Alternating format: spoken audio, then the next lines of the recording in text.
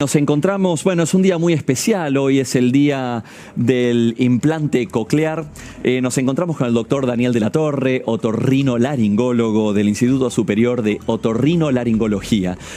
Doctor, gracias por acompañarnos. No, por favor, un placer. Un gusto tenerlo y me gustaría saber, primero que nada, ¿qué es un implante coclear? Un implante coclear es una de las más grandes maravillas creadas por el hombre en lo que es la medicina actual, por lo menos en la medicina moderna. Es un dispositivo electrónico mejor dicho, a través del cual podemos hacer la restauración de la audición en una persona que la había perdido completamente. Ajá. Es el único dispositivo que puede restaurar la audición una vez que está perdida completamente. O sea, yo no escuchaba nada, yo tenía audición cero. Exacto. Y a través de este dispositivo puedo volver a escuchar, pero ¿cómo funciona? ¿Por qué? Digamos, generalmente cuando uno pierde la vista no puede recuperar la vista. Sí puede a veces con ciertos dispositivos paliar la situación. Claro.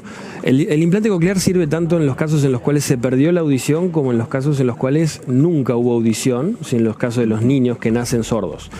El dispositivo se compone de dos principales partes. Una es la interna, en la cual se coloca un receptor interno abajo de la piel que tiene un imán, y ese imán se conecta con la parte externa, que es la que tiene los micrófonos y el procesador del habla, que es lo que decodifica los sonidos, los envía a la parte interna, que a su vez tiene un electrodo que se introduce en la cóclea mediante el procedimiento quirúrgico.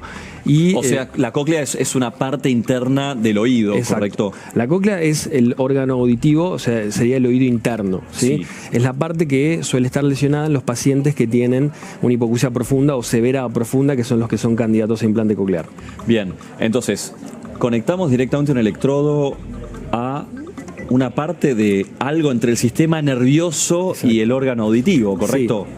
Exacto, es un procedimiento quirúrgico que está muy normatizado, es bastante seguro, y lo que se hace es generar un abordaje a la cóclea, es todo microcirugía, o sea, imagínate, claro, estructuras muy pequeñas. La cóclea es algo chiquitito, entonces requiere que se magnifique todas esas estructuras, y lo que hacemos... O sea, cuando vos haces estos implantes, sí, y cuando los haces los tenés que hacer con lupa o con microscopio. Con microscopio, o sea, es una microcirugía, sí o sí tenemos que tener un microscopio que nos magnifique y nos amplifique todo para poder visualizar bien estas estructuras. Se hace un abordaje a la cóclea, que obviamente uno trata de preservar al máximo todo lo que hay, porque por más que no haya audición, las estructuras después son lo que uno va a estimular, por lo cual es fundamental ser lo más atraumático posible, y también para eso los diseños de los implantes han ido evolucionando, entonces eso hace que sean mucho más flexibles, mucho más finos, y preserven estructuras y nos permitan tener mejores resultados en nuestros pacientes. Claro, doctor, ¿qué es más común? ¿Operar chicos u operar gente mayor que progresivamente va perdiendo la audición? Mira, en los últimos años el implante inicialmente se realizaba en pacientes adultos, ¿sí? Luego, no en chicos. En un principio, hace no. más o menos 35 años, se comenzó solo en adultos que habían quedado sordos, ¿sí? Claro. Luego se empezó, una vez que la FDA, que es el ente regulador de Estados Unidos de todo este tipo de dispositivos y de un montón de otras cosas, lo aprobó para los niños, se empezó a realizar la cirugía en niños, y actualmente nosotros vemos un 50 y 50, o sea, la realidad es que muchísimos pacientes adultos que no tienen rendimiento con audífonos convencionales son candidatos a lo que es el implante coclear, porque también las indicaciones de los implantes han ido evolucionando con el paso del tiempo, debido a que se preserva mucho más de audición, se puede realizar una estimulación eléctrica con medio del implante y acústica en el mismo oído con un audífono también que está macheado. Trabajando en equipo, digamos. Exactamente. Los dos dispositivos trabajando en equipo. Exactamente, esa es una de las posibilidades que hoy disponemos, ¿sí? Entonces, quiero entender una cosa. Yo lo sé por evidencia anecdótica, amigos que me han contado, que han tenido hijos, sobrinos, que nacieron sin audición y al momento que le ponen el implante, ese chico de repente reacciona muy mal porque no escuchaba y de repente el mundo empieza a tener ruido. ¿Cómo pega eso en el desarrollo del chico? Digamos, sé que es malo que no escuche, está clarísimo, pero ¿cómo analizas esa evolución ¿Y qué es lo que pasa? El chico viene con un desarrollo limitado por la falta de audición, de repente le ponemos algo que es totalmente disruptivo en la vida. ¿Qué pasa después?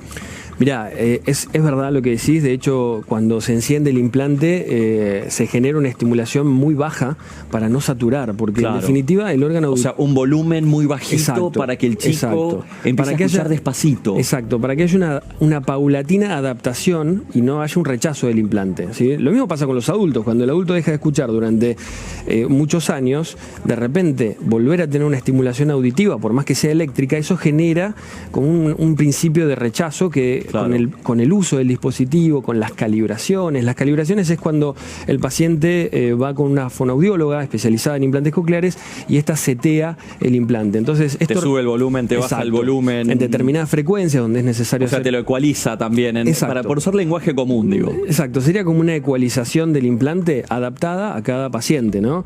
Y eso permite ir mejorando los resultados y aparte que, en definitiva, el órgano de la audición es el cerebro. Claro. O sea, y el cerebro es un órgano muy plástico, se adapta a todos los cambios y a todo lo nuevo. ¿En cuánto tiempo el chico ya está considerando normal la escucha? Mirá, en los pacientes que implantamos entre el año y los 3 años como máximo, o sea, en esos pacientes de ese grupo etario, es increíble, pero logran tener un desarrollo del habla y del lenguaje equiparable a un niño normoyente, lo cual es espectacular. Espectacular, es absolutamente espectacular. ¿Lo cubren las prepagas? Mirá, los pacientes que tienen hipoacusias severas a profundas deben tener un certificado único de discapacidad, lo cual los ampara ante su cobertura para que les cubra todo lo que es el implante y a su vez la cirugía también, ¿no? Sí, bien. Para cerrar, ¿en qué casos no podemos hacer implante coclear? ¿En qué casos tenemos una hipoacusia pero no se puede hacer nada?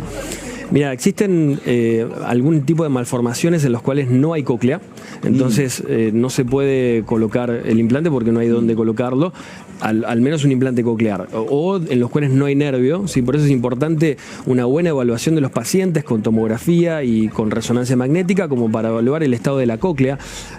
También puede ser que esa cóclea haya sufrido afecciones como por ejemplo una calcificación, que eso hace que se cierre la luz de la cóclea y por lo cual esos pacientes no pueden ser candidatos a implante coclear, pero existe una alternativa que es el implante de tronco, en la cual en estos pacientes nos salteamos una estación de la vía auditiva, nos vamos al tronco cerebral y colocamos un implante de tronco. O sea, hay algo que hacer, hay que consultar a un profesional. Por lo menos para darle audibilidad a ese paciente. O sea, el desarrollo del habla es muy errático. O sea, algunos pacientes logran tener un desarrollo en formato abierto, que quiere decir comprensión de la palabra sin lectura labial. Hay otros que tienen un desarrollo más limitado, pero lo importante es que una alternativa para estos pacientes también existe. Bien, Daniel de la Torre, muchísimas gracias por ser parte de esta edición. Por favor, un placer.